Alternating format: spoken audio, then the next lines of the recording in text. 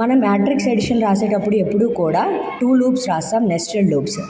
ఈ nested loops యొక్క logic ఏంటంటే లోవర్ లూప్ యొక్క ఇటరేషన్స్ అయ్యేంత వరకు కూడా అప్పర్ లూప్ అనేది ఇంక్రిమెంట్ అవ్వదు, దాని ఇటరేషన్స్ అనేది ఫార్వర్డ్కి తీసుకెళ్ళదు అనమాట. సేమ్ ఇక్కడ మ్యాట్రిక్స్లో అదే జరుగుతుంది చూడండి.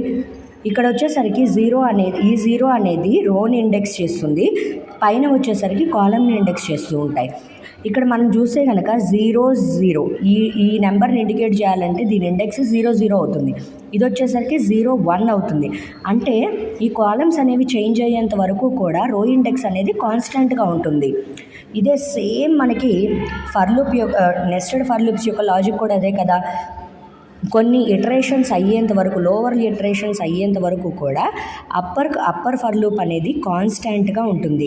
ఇది మొత్తం అయిన తర్వాత మాత్రమే నెక్స్ట్ దాని వాల్యూ అనేది ఇంక్రిమెంట్ అయ్యి నెక్స్ట్